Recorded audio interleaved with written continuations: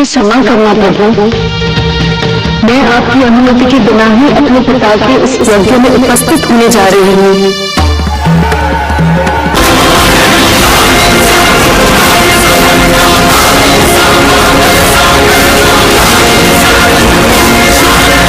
सती की ऐसी अवस्था देखकर महादेव की स्थिति क्या होगी?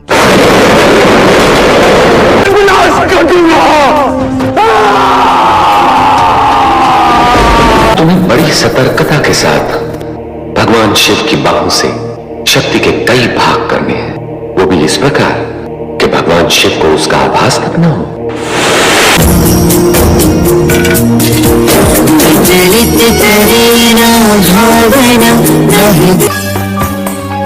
और कितना चलना होगा नारद जी? कहां की तारकासुर को आपका पुत्र ही मार सकता है और कोई? ये बारात है या भूत प्रेत का झमेला? शंकर भगवान की अपनी जामाता शंकर नहीं भाई बाप नहीं कोई नातेदार जीवन ये नमः प्रचोदयात्।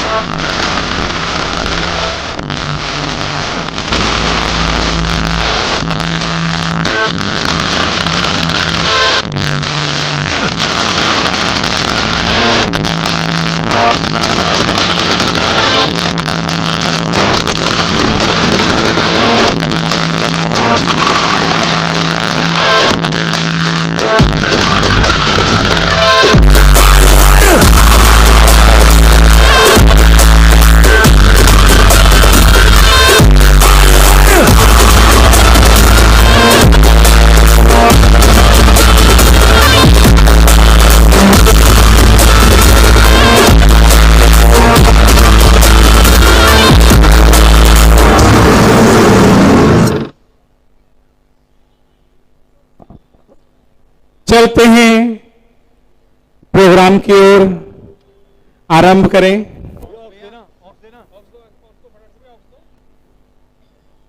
यह सारा पाठ परिचय आपके सम्मुख था, जो लोग इस प्रोग्राम में काम कर रहे हैं। प्रथम गणेश वंदना करूं, सरस्वती धरु ध्यान, आये कंठ विराजिए, करो शिव विवाह बखान।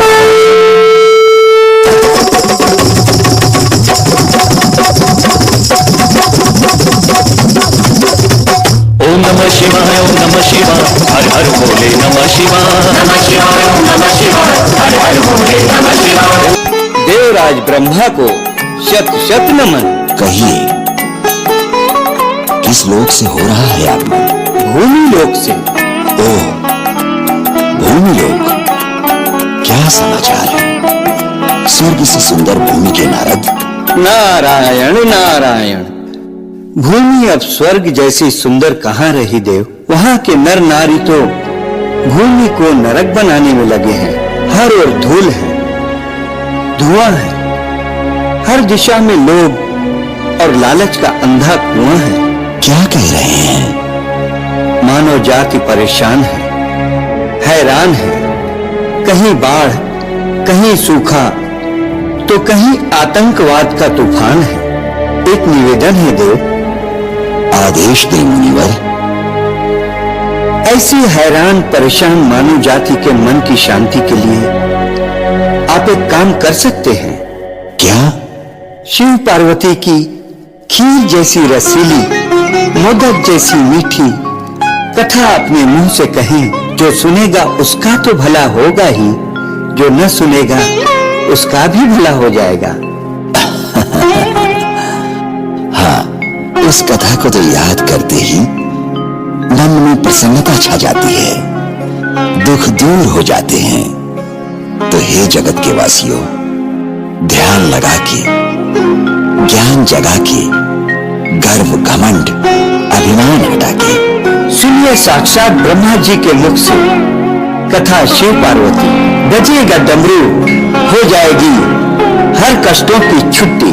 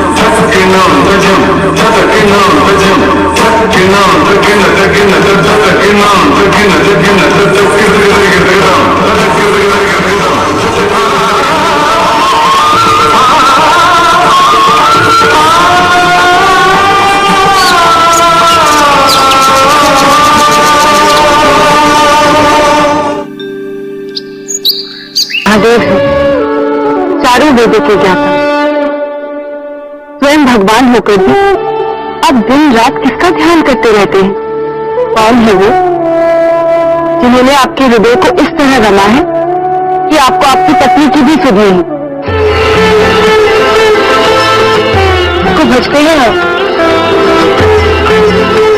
श्री राम को सर,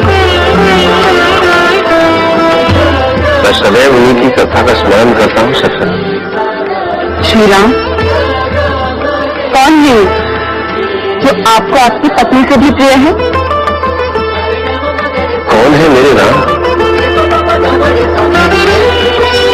क्या बताओ सती तुम्हें, कौन है मेरे श्री राम? उनकी कथा आनंद,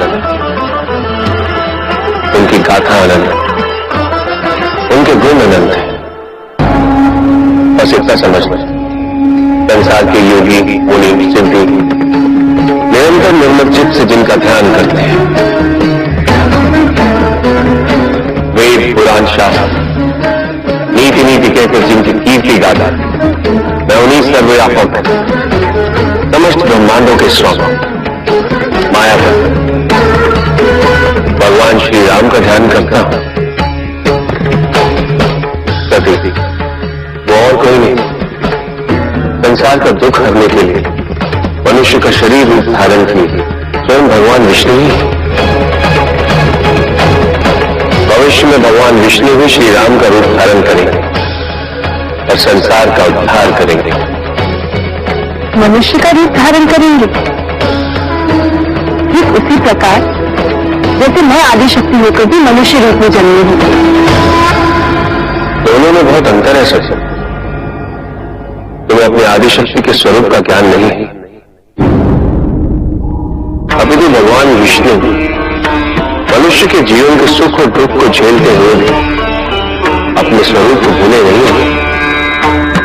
तभी तो इस संसार में राम का नाम हर मोक्ष और सुख देता है।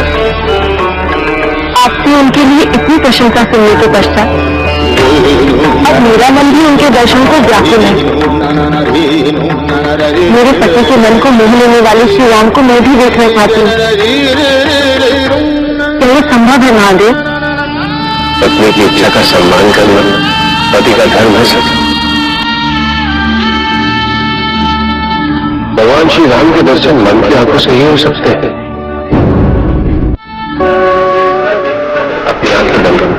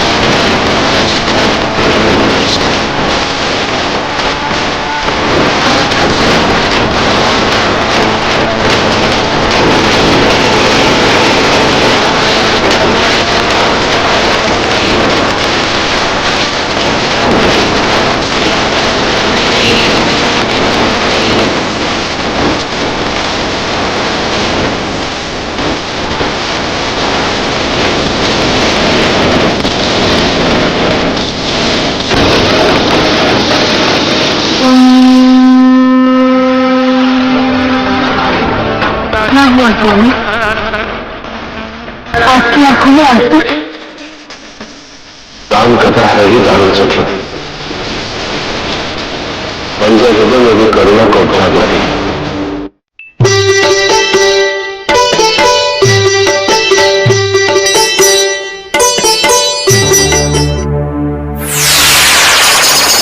नारायण नारायण।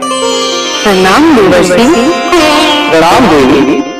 हे जगत जननी, आप यहाँ कैलाश पर्वत पर निश्चिंत होकर विचरण कैसे कर रही हैं? शिव जी के ध्यान मग्न होने के उपरांत मैं और क्या करती?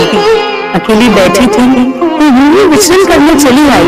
नारायण नारायण। ये मैं क्या देख रहा हूँ देवी? शिव जी ध्यान मग्न हो चुके और आप यहाँ कैलाश पर्वत पर निश्चिंत होकर विचरण कर रही हैं। क्या आपको और शिव जी को आपके पिता प्रजापति दक्ष के यज्ञ में नहीं जाना? क्या पिताजी यज्ञ कर रहे हैं? हे जगत जननी, आपके पिता प्रजापति दक्ष सभी देवी देवताओं और जगत कल्याण के लिए आज से एक विशाल यज्ञ प्रारंभ करने जा रहे हैं, जिसमें उन्होंने सभी देवी देवताओं और समस्त संसार के ऋषियों और मुनियों को आमंत्रित किया। पिताजी एक विशाल यज्ञ प्रारंभ कर रहे हैं और उन्होंने मुझे और शिव जी को आमंत्रित नहीं किया। ऐसे कैसे संभव है? देवी, संभवतः आपके पिता इस विशाल यज्ञ की व्यस्तता में आपको और भगवान शिव जी को आमंत्रित करना भूल गए होंगे। अच्छा हुआ देवर्षि जो आपने यहाँ आकर मुझे पिताजी के यज्ञ के विषय में बता दिया, अन्यथा बड़ा अपराध हो जाता। नारायण नारायण। मैं तो यूं ही विष्णु लोक जा रहा था, आपको निश्चिंत होकर विचरण करते देखा तो संदेह हुआ, सो मैं चला आया। आपका बहुत बहुत धन्यवाद देवर्षि। अब मुझे आज्ञा दीजिए, मुझे शिव जी को इस यज्ञ के विषय में अवगत कराना है। नारायण नारायण।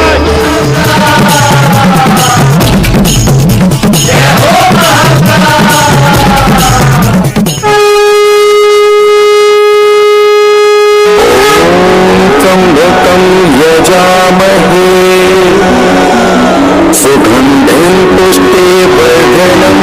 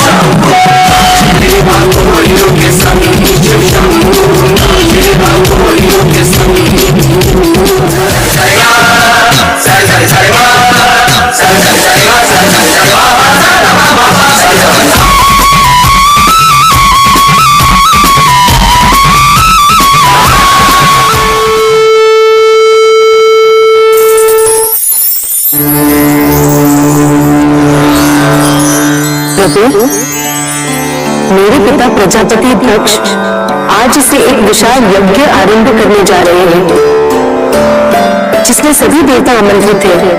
यदि आप और मैं उसमें उपस्थित नहीं होंगे तो उचित नहीं होगा। देवी सरस्वती, जिस यज्ञ में हमें आमंत्रित ही नहीं किया गया, उस यज्ञ में हम कैसे जा सकते हैं? प्रभु, यज्ञ की तैयारियों की व्यवस्था में संभवतः पिताजी हमें आमंत्रित करना भूल गए हैं, परंतु वो मेरे पिता है। यदि हमें उनके यज्ञ के विषय में किसी दूसरे सूत्रों से ज्ञात हुआ है तो उनके यज्ञ में उपस्थित होना हमारा कर्तव्य है। देवी सरस्वती, ये यज्ञ तुम्हारे पिता के स्थान पर कोई और कर रहा है तो मैं अवश्य उसे देने जाता, परंतु तुम्हारे पिता के यज्ञ बिना आमंत्रण मैं प्रभु, यदि आप उस यज्ञ में उपस्थित नहीं होंगे तो ये यज्ञ पूर्ण नहीं होगा, इसलिए आपका उस यज्ञ में उपस्थित होना अनिवार्य है। देवी सरस्वती, ये तो जगत की रीति है कि बिना आमंत्रण के कहीं नहीं जाना चाहता। प्रभु, आप तो त्रिलोकी देव हैं, अत्याचारी, असुरों तथा पापों को क्षमादान देते हैं, तो क्या आप मेरे पिताजी की भूल को क्षमा नहीं कर सकते हैं? देवी सरस्वती, यदि आपके पिता मुझसे क्षमा मांगेंगे तो मैं उन्हें क्षमा कर दूंगा, परंतु बिना आमंत्रण के उस यज्ञ में मैं उपस्थित नहीं होऊंगा, और इसके लिए आप व्यर्थाहट मत करें कि मेरी प्रार्थना है आपसे। प्रभु, मेरे पिता प्रजापति दक्ष यज्ञ आरंभ कर रहे हैं। यदि आप इस यज्ञ में उपस्थित नहीं हो सकते तो मुझे इस यज्ञ में उपस्थित होने की आज्ञा दे दीजिए। मैं आपसे भी बस इतना ही कहूँगा कि बिना निमंत्रण के आपको उस यज्ञ में जाना कदापि उचित नहीं है। प्रभु, प्रजापति दक्ष मेरे पिता है। यदि पिता अपनी पुत्री को किसी उत्सव या यज्ञ में आमंत्रित नहीं करता है, फिर भी पुत्री के पास सदैव अधिकार है उनके घर जाने का। आप सबसे कह रही हैं देवी सरस्वती, एक पुत्री के पास सदैव अपने पिता के घर जाने का अधिकार होता है, परंतु आज आप अपने पिता के यज्ञ में नहीं जाना चाहते। मैं बस इतना ही कहूँगा। प्रभु, मेरा मन यह कहता है कि आपके साथ साथ अगर मैं उस यज्ञ में नहीं गई तो अनर्थ हो जाएगा। मैं अपने पिता के यज्ञ में अवश्य जाऊंगी। नहीं देवी सरस्वती, आप अपने पिता को उस यज्ञ में मत जाइए। मुझे आशंका है कि आपके साथ उस यज्ञ में कहीं कोई अहित ना हो। एक पिता के कोई पुत्री के साथ क्या अहित हो सकता है प्रभु? मेरा कोई अहित नहीं होगा। कृपा करके आप मुझे इस यज्ञ में जाने की अनुमति दे दीजिए। क्षमा करना देवी मुझे, मैं ये अनुमति आपको कदापि नहीं दे सकता। यदि आपको उस यज्ञ में जाना है तो मेरी अनुमति के बिना ही जाना होगा।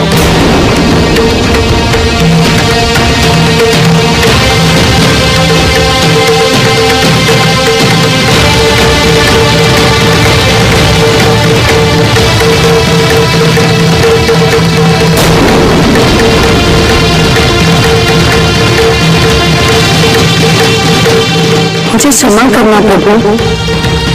मैं आपकी अनुमति के बिना ही अपने पिता के इस यज्ञ में उपस्थित होने जा रही हूँ।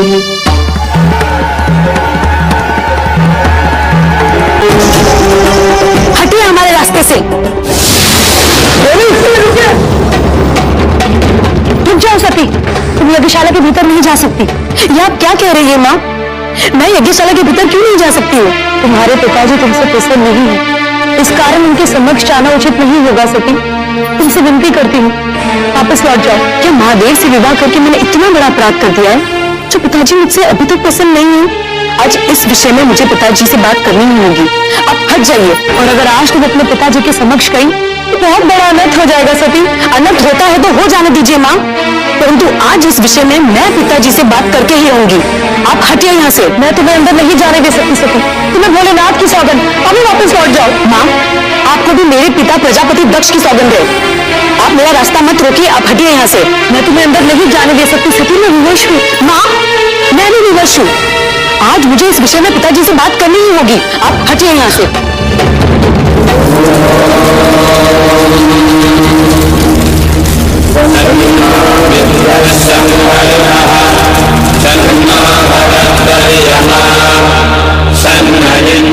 पुत्री सती, रुक जाओ पुत्री।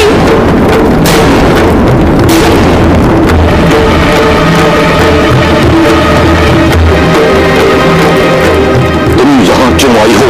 पिताजी, मैं आपसे मिलने आई हूँ। तुम मुझे पिताजी मत कहो। न तुम मेरी पुत्री हो, न मैं तुम्हारा पिता। जिस प्रकार तुम यहाँ आई हो, उसी प्रकार यहाँ से वापस चली जाओ। आपके कहने मात्र से मेरा और आपका नाता समाप्त नहीं हो सकता है पिताश्री। आप मेरे पिता हैं और मैं आपकी पुत्री हूँ। यह बात यहाँ उपस्थित सभी देवतागण जानते हैं। तो ठीक, आज मैं समस्त देवता को यह बता देना चाहता हूँ कि जिस दिन तुम्हारा विवाह उस अघोरी के साथ हुआ, उसी दिन से तुम न मेरी पुत्री हो, मैं तुम्हारा पिता। आप मुझसे तथा मेरे कृत्य से रुष्ट है पिताजी, इसलिए आपको जो भी बुरा भला कहना है आप मुझे कहिए, परंतु मेरे पति भगवान शिव का नाम आदर से लीजिए। वो आदर के योग्य नहीं है। यदि वो आदर के योग्य होता तो मैं उसे सादर पूर्वक यहाँ आमंत्रित करता। वो अघोरी है, अघोरी। पिताजी, महादेव त्रिदेवों में एक देव है और उनको आमंत्रित ना करके आपने उनकी नहीं अपनी क्षति की है, क्योंकि महादेव के बिना कोई भी यज्ञ संपन्न नहीं हो सकता है और ये यज्ञ भी संपन्न नहीं होगा। यज्ञ संपन्न होता है देवताओं से, और देवता क्या होते हैं तुम्हें पता है? देखो, ये होते हैं देवता। आभूषणों से सुशोभित इनके ललाट को देखो, किस तरह से चमक रहा।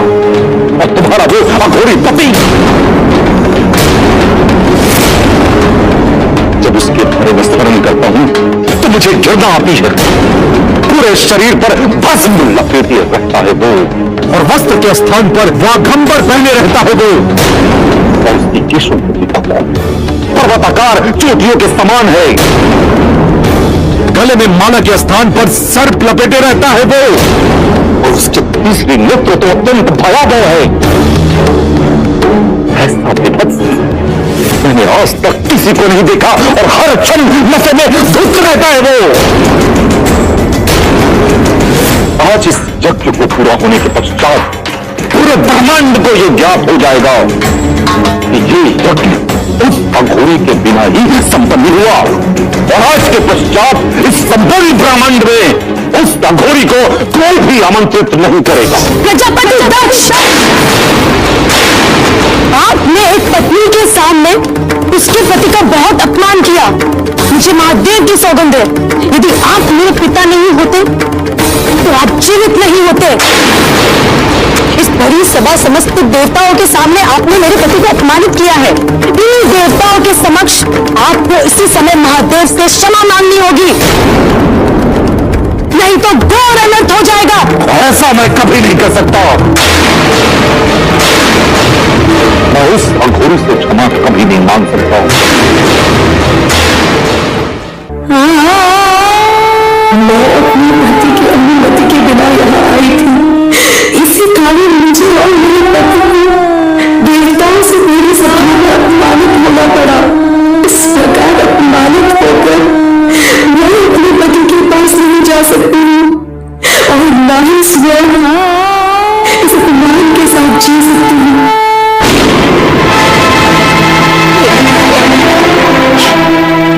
आपने मुझे न आने के लिए कितना समझाया, किंतु मैं मूर्खमती केवल पिता को 2 बातें सुनाने के लोभ में यहाँ चली आई। कुछ समय मैंने ये न सोचा कि यदि मुझे पति के विषय में आप शब्द सुनने पड़ गए तो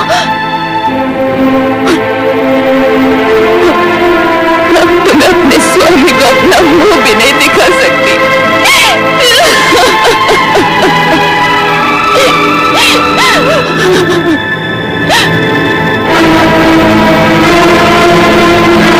जिस स्थान पर मुझे अपने पति की इतनी निंदा सुननी पड़ी, वही के वही मैं अपने स्नेह का त्याग कर दूंगी।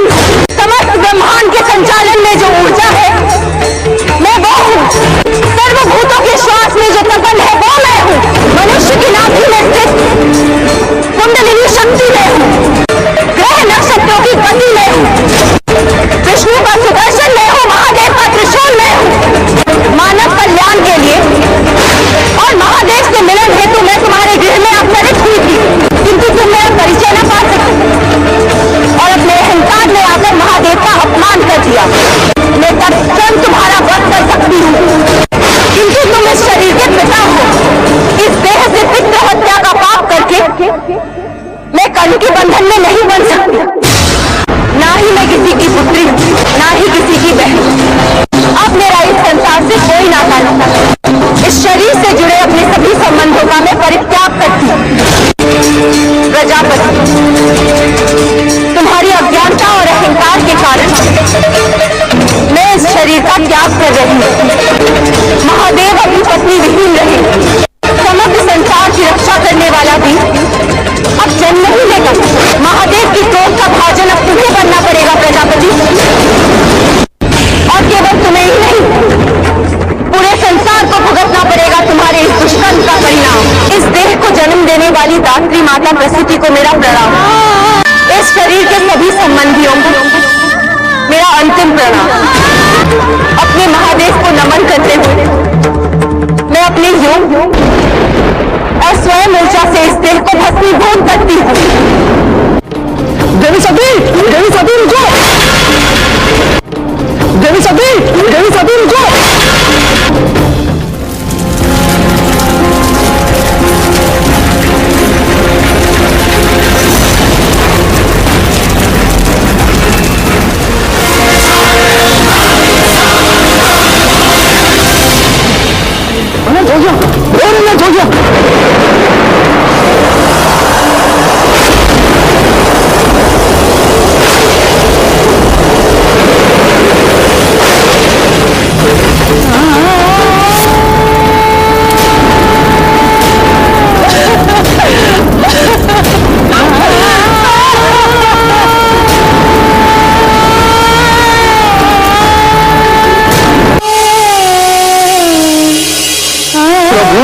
मुझे इसी अनर्थ का आभास हो रहा था। देवी सती की ऐसी अवस्था देखकर महादेव की स्थिति क्या होगी? देवर्षि नारद, ये समय महादेव की स्थिति के विषय में सोचने का नहीं है। हमें यह सोचना होगा कि महादेव की इस स्थिति को शांत कैसे किया जाए।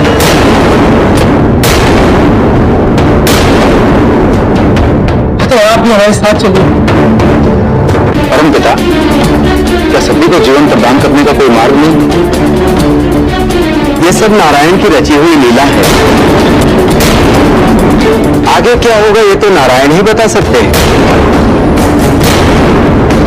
चलिए, अब हमारा यहाँ और अधिक रुकना उचित नहीं है।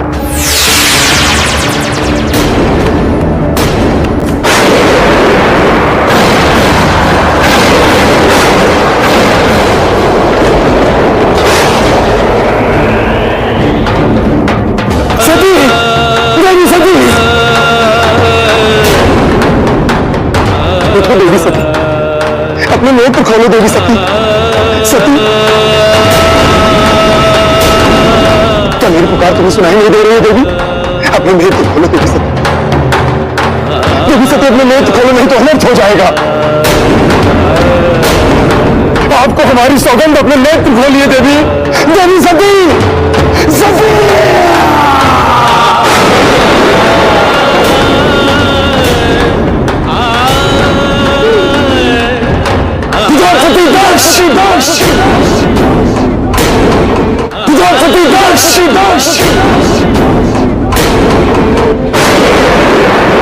देवी सती, क्या रास्ता तुम्हारे अभिमान के कारण हुई है? तुम्हारे इस कुकृत का तुम्हें दंड अवश्य मिलेगा।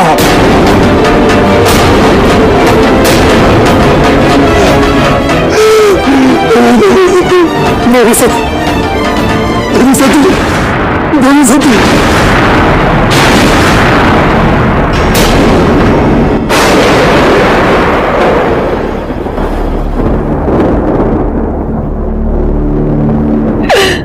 पुत्री,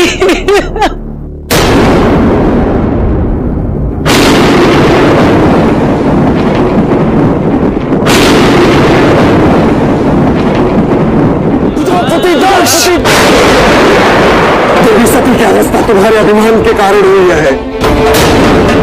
तुम्हारे इस कुकृत का तुम्हें दंड अवश्य मिलेगा।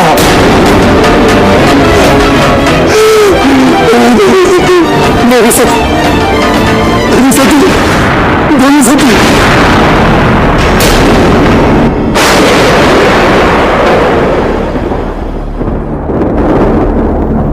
देवी सती, देवी सती, उठो देवी। देवी, अपने नेत्र खोलो देवी। देवी सती, उठो। अपने महादेव से इतनी रुष्ट क्यों हो देवी?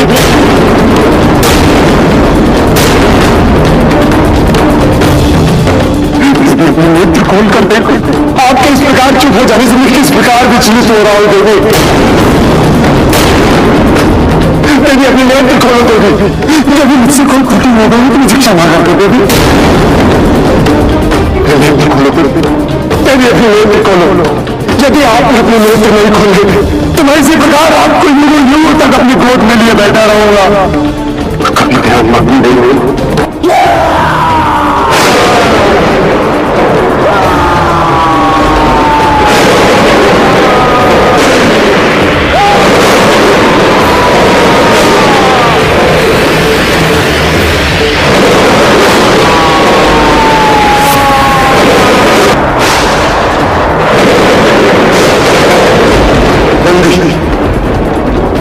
देवी सती की अवस्था उस अभिमानी प्रजापति दक्ष के कारण हुई है। उस अपराधी ने देवी सती को देवताओं से भरी सभा में अपमानित किया था। देवी सती तब तक नेत्र नहीं खोलेगी जब तक तुम जाकर उस अपराधी को दंड नहीं दोगे। इसलिए जाओ और उस अपराधी के राज्य को तहस नहस कर दो और उसका सर काट कर देवी सती के कदमों में रखो। जो आज्ञा प्रभु, जो आज्ञा। जाओ।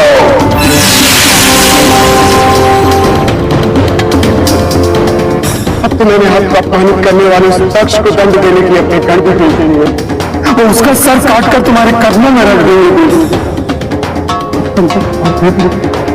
मेरी अब तो मान जाओ। देवी सती, और जो देवी सती।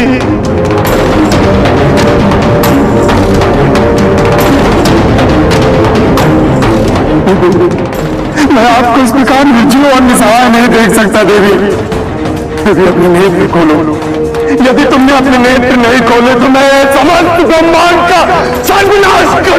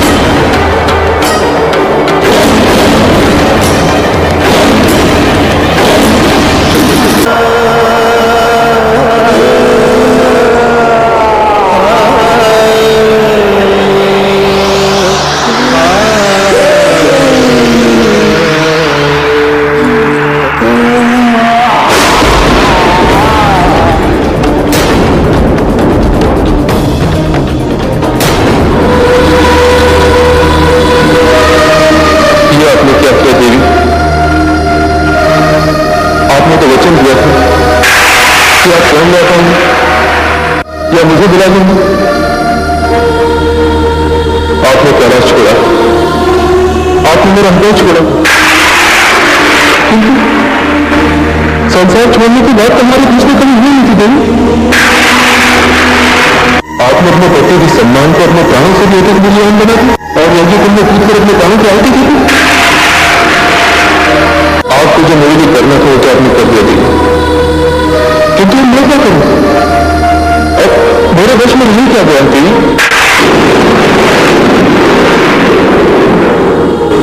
महादेवी, जब तक ये शिव रहेगा आप इसी प्रकार से बाहों में रहेंगी और इसके अतिरिक्त मैं भी कह सकता हूं। जब आपके पिताजी ने मुझे लेखन कहा था तब मैं लेखन नहीं था, किंतु आज ये शिव अपनी शक्ति के बिना निर्भुल हो गया देवी। शोक इतना बड़ा हे महादेव, देवी सती को जिस अभिमानी राजा दक्ष ने अपमानित किया, आपके आदेशानुसार आपके दोनों ने उनका सर पे काट भी लिया। इसलिए हे देवी, अब आप शांत हो जाइए, नहीं तो सारा ब्रह्मांड समाप्त हो जाएगा। देवी सती को पुनर्जीवित होने का कोई उपाय बताइए। हे भगवान, आपको सर्व ज्ञाता है, आप तो जानते ही है कि जो मृत्यु को प्राप्त हो जाता है वो वापस लौटकर कभी नहीं आता। यदि देवी सती वापस नहीं होगी तो मैं समस्त ब्रह्मांड को समाप्त कर दूंगा। नारायण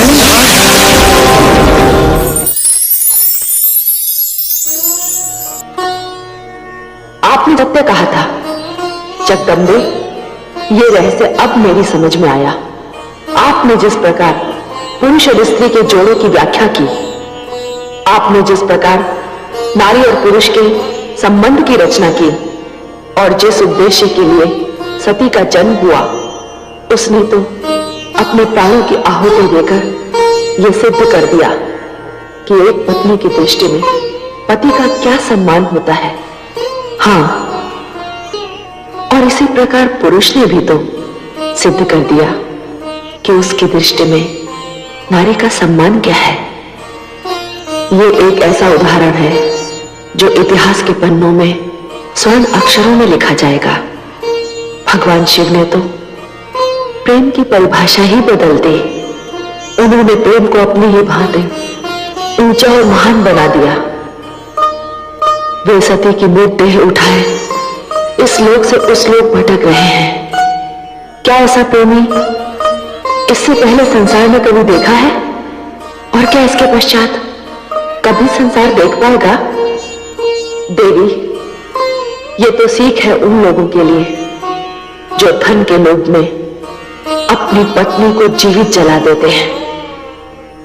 नारी और पुरुष के संबंधों को न समझने वाले व्यक्तियों के लिए शिव और सती की गाथा कितनी हृदय स्पर्शी है, कितनी प्रेरणा देने वाली है। हे देवी परमेश्वरी,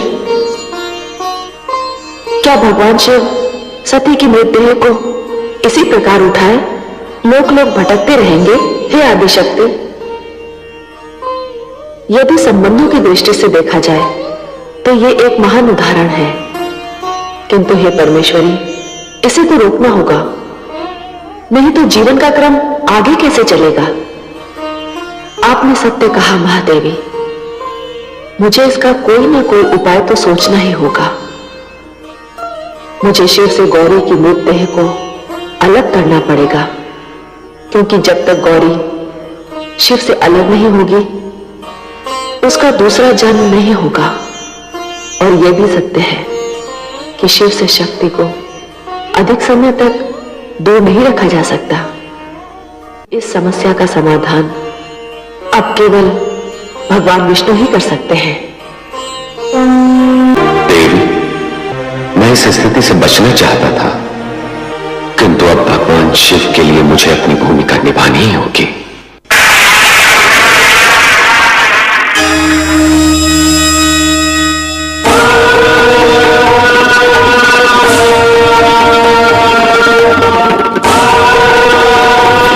और इस प्रकार भगवान हे सुदर्शन, शक्ति तो शक्ति होती है, वो साकार भी होती है, मेरा भी होती है, पर तुम्हें बड़ी सतर्कता के साथ भगवान शिव की बाहों से शक्ति के कई भाग करने हैं, वो भी इस प्रकार कि भगवान शिव को उसका आभास तक न हो।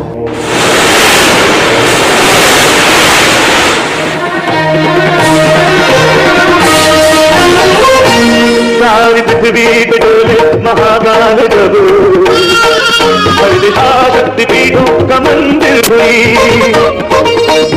जो भी गिरा भूमि पर जिस जगह, उस जगह शिव प्रिया की समाधि।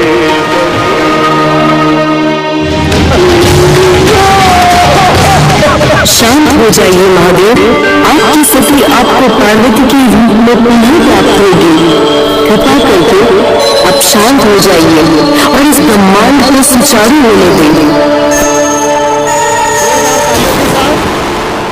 इस पाठ का पहला भाग यहीं पर समाप्त होता है। सुंदर कन्या की बधाई हो। बधाई हो महाराज, महाराज को राजकुमारी की बधाई हो।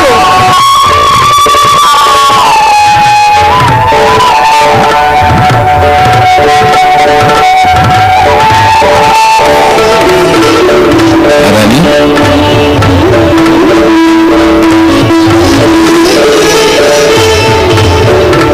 हम कितने भाग्यशाली हैं जो ऐसे भाग्यशाली पुत्री हाँ स्वामी, पर मैं तो इसे भली बातें देख भी नहीं पाई हूँ। इसका मुख देखने के लिए मन छटपटा रहा है।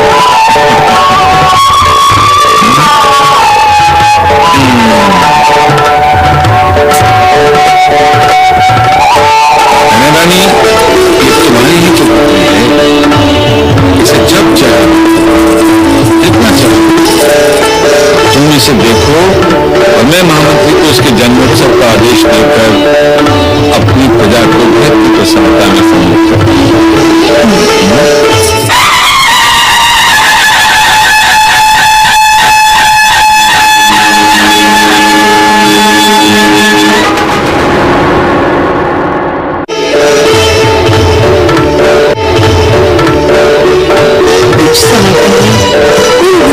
ऋषि की भविष्यवाणी के अनुसार मुझे पुत्र रत्न की प्राप्ति हुई और आज मां जगदम्बा के आशीर्वाद से मुझे पुत्री रूप में इस सुंदर कन्या की मां बनने का सौभाग्य प्राप्त हुआ है।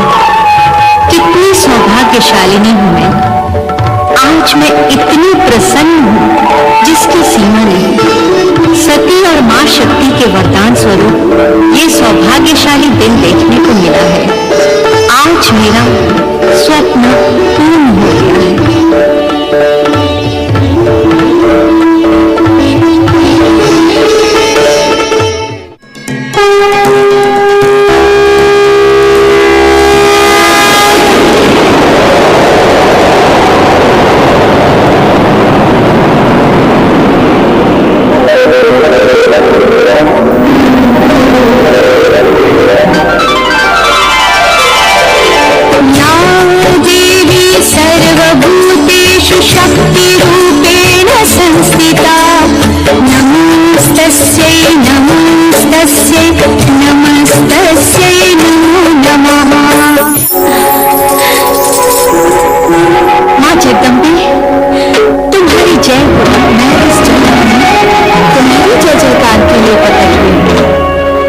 श्रद्धा भाव से भक्ति करके मेरी तपस्या की और मुझे पुत्री के रूप में प्राप्त करने की कामना की थी।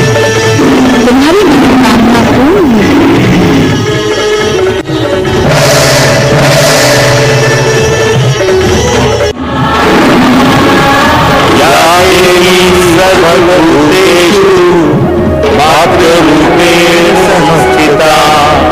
नमस्तस्यै नमस्तस्यै नमस्तस्यै नमो नमः।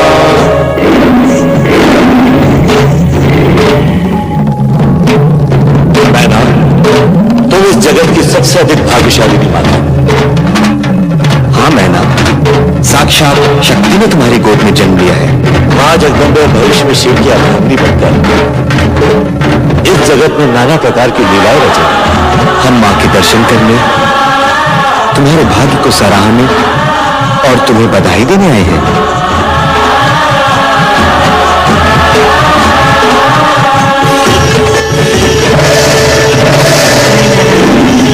तुम्हारे द्वारा मेरी पूजा करना, मुझे पुत्र के रूप में प्राप्त करना और मेरा यहाँ जन्म लेना, ये सब कुछ पूर्व नियोजित और उद्देश्यपूर्ण है।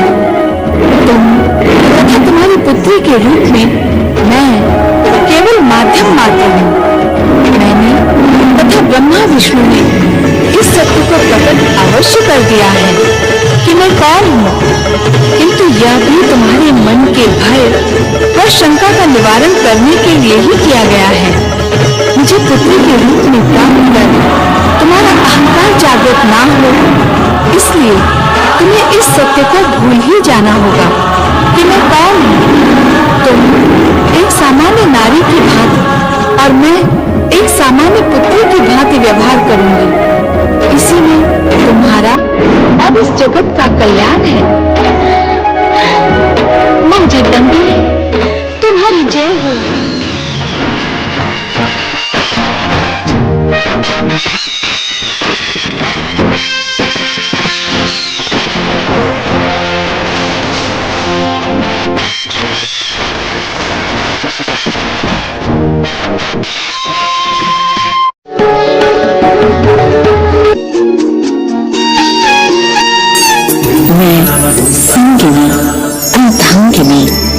जन्म जन्म की तेरी सखी में, मंद मंद सी पवन गति में, जहाँ आप मैं भी वही। ध्यान में आप तो ध्यान भी मैं, आपके प्राण की श्वास भी मैं।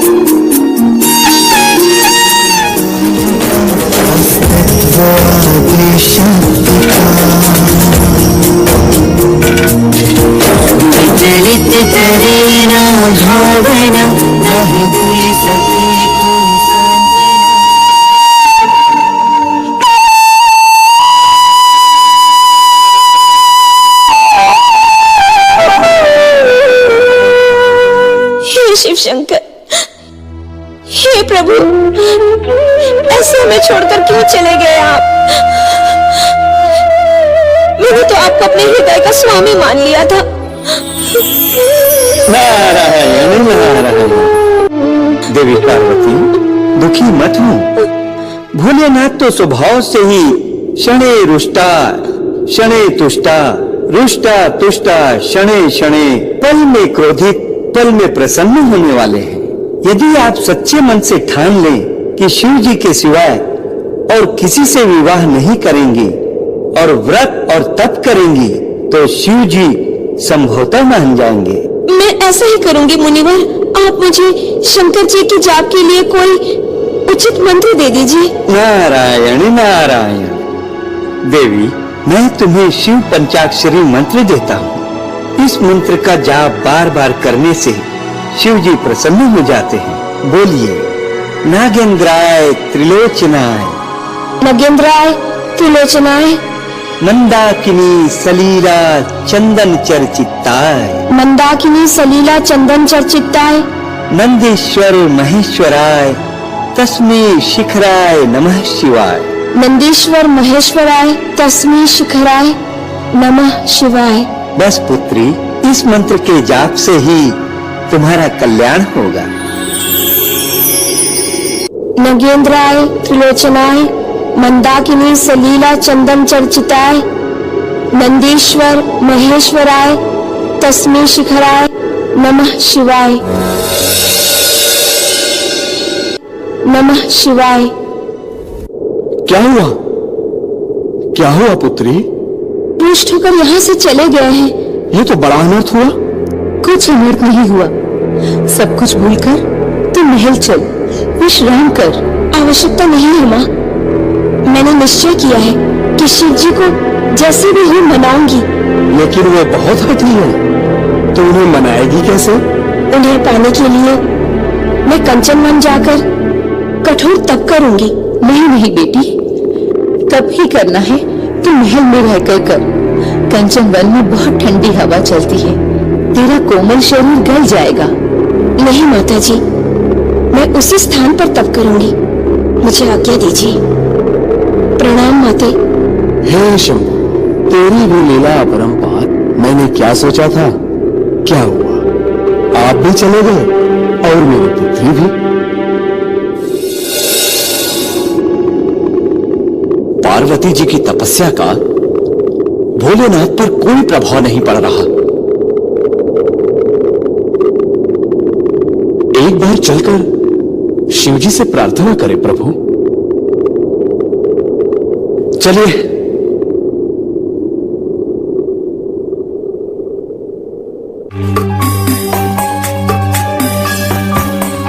और कितना चलना होगा नारद जी?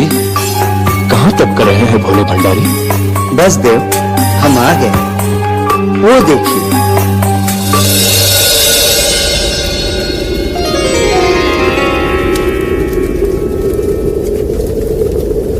नंदी जी, ये आप कहां आए शिव जी को तप कराने? क्या करें प्रभु, बोले ऐसी जगह तप करूंगा जहां पार्वती जी सपने में भी ना पहुंच सके, तो यहाँ ले आया। कहने लगे, आहा, ये स्थान उत्तम है। शमशान में तप करूंगा, जीवन मृत्यु के रहस्यों को समझूंगा। हमारा उनसे मिलना अति आवश्यक है। नारायण नारायण, उनसे भेंट न हुई तो जगत नष्ट हो जाएगा। वैसे तो मना ही है, पर आप विष्णु जी और देवराज इंद्र के साथ पधारे हैं और जगत के नष्ट होने की बात कर रहे हैं, तो जाइए भेंट कीजिए। हे देव, क्षमा करें, हम आपसे कुछ निवेदन करने आए हैं। इंद्र और विष्णु जी, कहिए कौन सा कष्ट है जो आपको यहां खींच लाया? आप तो तीनों लोगों के ज्ञाता हैं। तारकासुर का उत्पात सीमाएं पार कर चुका है, उसे दंड देने का समय आ चुका है। तो दीजिए दंड। उसे हम दंड नहीं दे सकते, आप भी नहीं दे सकते। वो ब्रह्मा जी के वरदान से महाबली हो गया है। तो फिर मेरे पास क्यों आए हैं? यदि आप चाह लें तो उसकी मृत्यु हो सकती है, हाहाकार थम सकता है। यदि मेरे चाहने से उस दुष्ट की मृत्यु हो सके तो मैं अवश्य चाहूंगा। बोलिए, क्या करना होगा? महादेव, आप अपने वचन से फिरेंगे तो नहीं? इंद्रदेव, आप सोच भी कैसे सकते हैं कि मैं अपने वचन से फिर जाऊंगा? तो सुनिए महादेव, तारकासुर का वध करने के लिए आपको विवाह करना पड़ेगा। क्या विवाह? जी हाँ प्रभु, विवाह। नारायण नारायण। अच्छा, समझ गया मैं। सबको नचाने वाले नारद जी, अवश्य आपने ही इन्हें ये उपाय सुझाया होगा, है ना? नारायण नारायण, मेरा इतना साहस कहां देव। तारकासुर को वरदान देने वाले ब्रह्मा जी ने स्वयं उसकी मृत्यु का उपाय बताते हुए कहा है कि तारकासुर को आपका पुत्र ही मार सकता है और कोई नहीं। अर्थात मुझे विवाह करना होगा? मगर संसार में ऐसी कौन सी स्त्री है जो मुझ शमशानी औघड़ तपस्वी को प्रभावित कर सके? पार्वती जी, जो तप में लीन है, आपके ध्यान में विलीन है। जगत के कल्याण के लिए उन्हें स्वीकार करें महाधिपति। ठीक है, किंतु मुझे विचार करने के लिए थोड़ा समय दें। विवाह करना कोई कठपुतलियों का खेल नहीं। अवश्य प्रभु, जब निर्णय ले ले तो डमरू बजा दीजिएगा। हम आपको बाजे गाजे के साथ स्वयं लेने आ जाएंगे। वो पार्वती है तो रूपवान, ज्ञानी भी है। देखूं तो कहां कैसे तप कर रही है। अब मैं स्वयं जाकर परीक्षा लूंगा। सुव्रता, विजया, मेरी तपस्या विफल हुई, भोलेनाथ नहीं आएंगे। अतः अब मैं इस धधकते हुए अग्निकुंड में प्रवेश करके अपने आप को भस्म कर लूंगी। नहीं नहीं, ऐसा नहीं करो देवी। मैंने निश्चय कर लिया है। तुम महल जाकर माता पिता को बता देना। आओ, अंतिम बार मेरे गले लग जाओ सखियों।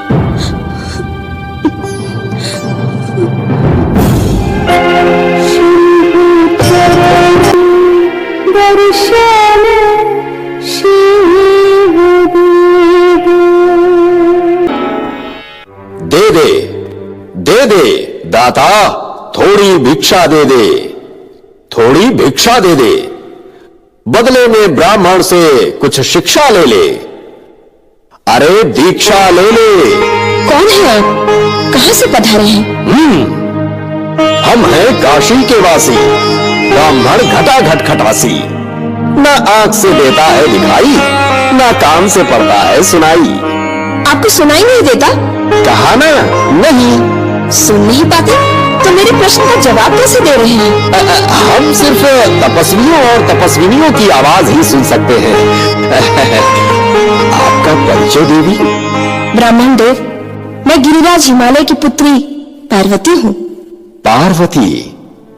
पार्वती? आहा, कितना सुंदर नाम है। पर्वत में जन्म लेने के कारण ही तुम्हारा नाम पार्वती रखा गया है ना? जी हाँ। किंतु देवी, इस सूनी वन में तुम क्या कर रही हो? तपस्या। तपस्या? किंतु किस लिए?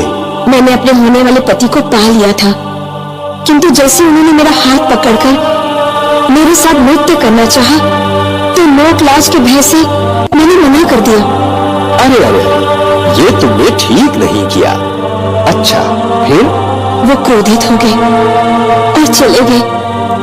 मैंने वर्षों तप किया, किंतु वो नहीं आए, इसलिए मैं अग्नि में भस्म होने जा रही हूँ। अरे भस्म हो आपके शत्रु।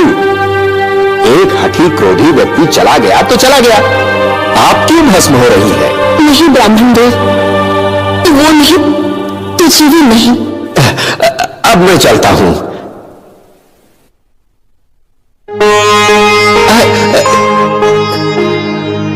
मेरे हृदय को बड़ी शांति मिलेगी यदि उस क्रोधी और हठी व्यक्ति का आप नाम बता दें जिससे आप विवाह करना चाहती हैं। सुव्रता, विजया, तुम भी बता दो। उनका नाम है? नहीं नहीं, तुम्हारी सखियों की बात पर मुझे भरोसा नहीं। अपने मुंह से अपने प्रियतम का नाम कहो देवी। उनके तो अनेक नाम हैं। शिव, शंकर, महादेव। क्या कोई और नहीं मिला तुम्हें? शिव के तो ना जन्म का पता, ना कुल का, ना वंश का। सांप बिच्छू के गहने पहनता है वो। अरे विष पीता है, विष। 5 मुख और 3 नेत्रों वाला है वो तो। ब्राह्मण तो कृपया उनकी निंदा न करे। क्यों ना करूं? तुम राजकुमारी हो और वो कंगाल। उसके पास संपत्ति के नाम पर क्या है तुम्हें पता है? अरे बस एक त्रिशूल, एक सांप और एक बुद्धिहीन बैल, जो उनका सेवक है और वही उनकी सवारी। लेकिन शिव जी के पास जो संपत्ति है वो किसी और देवता के पास नहीं है। उनके नाम का भजन करके प्राणी मृत्यु को भी जीत सकता है, इसलिए वो मृत्युंजय कहलाते हैं। हाँ, लेकिन उनके साथी कौन है? भूत प्रेत, भटकती आत्माएं। विजया, सुव्रता, इस अज्ञानी ब्राह्मण को यहां से ले जाओ, नहीं तो ये शिव जी की और बुराई करेगा, और उनकी बुराई करने वालों की ही नहीं, सुनने वालों को भी वहां पाप लगता है। ब्राह्मण देव, अब आप कृपा करके जाएं। बालिकाओं, तुम लोग मेरा घोर अपमान कर रही हो। मैं नहीं जाऊंगा। जाइए या ना जाइए, मैं तो अब वैसे भी ये संसार छोड़ रही हूँ।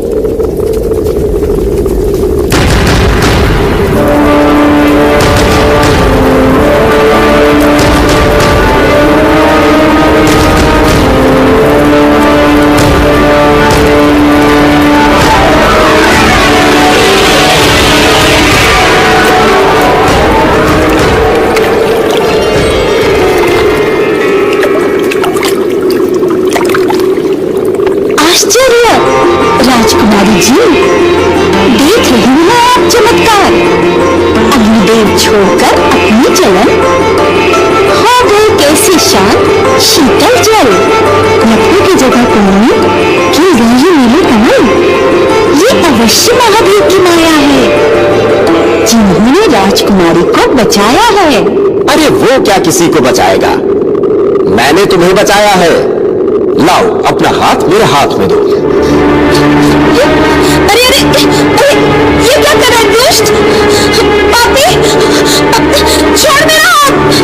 नहीं छोड़ूंगा, नहीं छोड़ूंगा, ये हाथ अब मैं कभी नहीं छोड़ूंगा, क्योंकि तुम जिसके लिए तपस्या कर रही थी प्रिय, मैं वही हूं।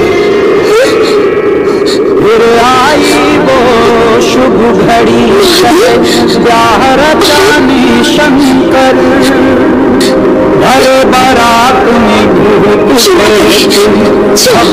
का पाल निमल कर। क्षमा तो मुझे मांगनी चाहिए, जो मैंने ब्राह्मण का रूप धरकर आपकी परीक्षा लेनी चाहिए। आपकी जैसी स्त्री तीनों लोगों में मैं आपको अपनी पत्नी बनाना चाहता हूं। प्रभु, ऐसा कहकर आपने मुझ पर बड़ी कृपा की है। अब मैं महल वापस जा रही हूँ। आप वहाँ आइए और मेरे माता पिता से मुझे मांग लीजिए। नहीं नहीं, मैं मांगने नहीं जाऊंगा, क्योंकि मांगने और हाथ फैलाने से बड़े देवता भी छोटे हो जाते हैं। देव, ये संसार की रीति है। विवाह करने से पहले माता पिता से आज्ञा लेनी चाहिए, नहीं तो अधर्म होता है। चलो ठीक है, आपके जैसी ज्ञानी गुणी कन्या को पाने के लिए हाथ फैलाकर मांगने भी आ जाऊंगा।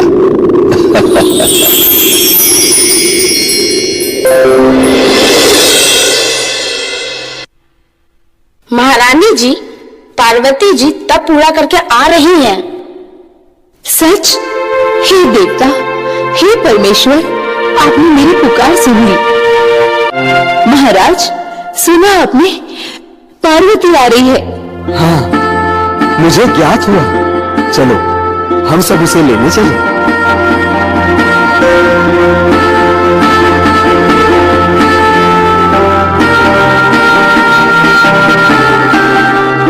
पार्वती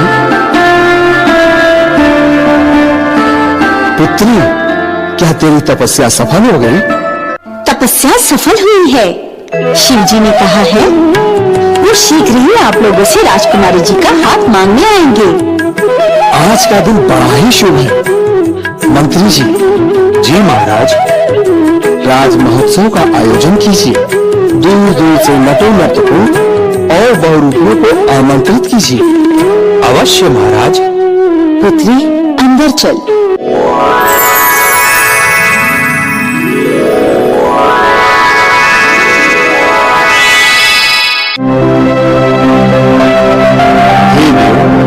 मेरी और मेरी पत्नी की भूल के लिए क्षमा करो। मुझे बड़ी प्रसन्नता होगी यदि आप मेरी पुत्री से विवाह करने के लिए हिमालय पधारे।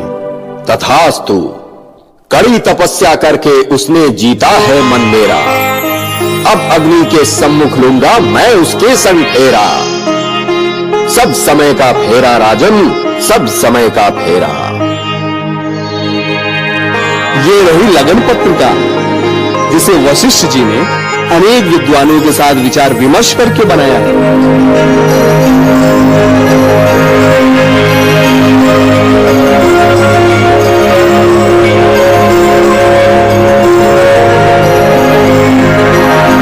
हे देव, तो आप बंधु बांधवों और समस्त मित्रों के साथ बारात लेकर हमारे द्वार पधारे। अवश्य, किंतु एक समस्या है। कहिए देव। मेरा कुल है ना वंश, मैं तो हूं प्रकृति का अंश। ताल बेताल भूत प्रेत मेरे साथी, सारे के सारे बनेंगे बाराती। ना मैं कुल पूछता हूं ना वंश, आपका हर साथी है आपका ही अंश। उनसे भय कैसा, जब वो आपके हैं साधक और आप उनके पालक। तथास्तु। और फिर शिव जी की बारात निकल पड़ी। बोलो शंकर भगवान की। नारायण नारायण। शिव जी की बारात जैसे मिष्ठानों की परात, उसका वर्णन अवश्य करें ब्रह्मा जी। आप तो ऐसे पूछ रहे हैं मानो बारात में थे ही नहीं। था, मैं भी था ब्रह्मदेव, किंतु उस बारात का वर्णन जितनी बार करो और जितनी बार सुनो, मन आनंद के सागर में चक्कर लगाने लगता है। वैसे ही जैसे चाशनी में घेवर। अतः शीघ्र सुनाइए देव। गिरिराज हिमाचल ने विवाह की सारी तैयारियां पूरी कर ली थी। नगर को फूल मालाओं से सजा दिया गया था। राज्य में कोई भूखा न रह जाए, इसलिए कुओं, बावड़ियों को खीर, दूध और रबड़ी से भर दिया गया था। बारातियों के स्वागत के लिए जगह जगह मिष्ठानों और फलों के ढेर लगा दिए गए थे। अंतःपुर में अलग धूम, सखियां हंसती खिलखिलाती, गीत गाती पार्वती का नक्श श्रृंगार कर रही थी। महल के द्वार पर गिरिराज बंधु बांधवों के साथ हाथ में पुष्पमाला लिए बारात की प्रतीक्षा करते हुए खड़े थे।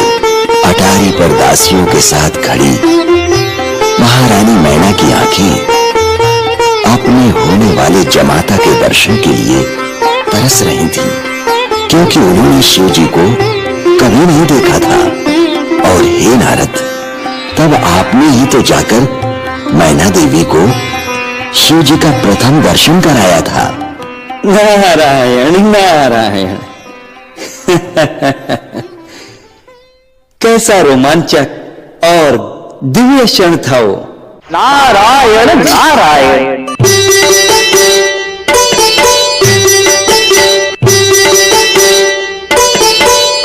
नारायण नारायण। विवाह के लिए प्रस्थान करें शिव जी। चलिए, किंतु मैंने निश्चय किया है कि बारात में सबसे आगे मैं नहीं, आप लोग चलेंगे। मैं और मेरे सेवक सबसे पीछे रहेंगे। सत्य कहा, सत्य। ये तो उल्टी रीति है। सदा वर आगे चलता है शिव जी। प्रभु, महादेव जी जैसा कह रहे हैं करो। कहीं क्रोधित हो गए तो बारात में चलना ही स्वीकार कर देंगे। ठीक है, जैसा आप चाहें, आगे हो या पीछे, विवाह में सबसे महत्वपूर्ण वर ही होता है। सत्य कहा, सत्य। तो चलिए शिव जी।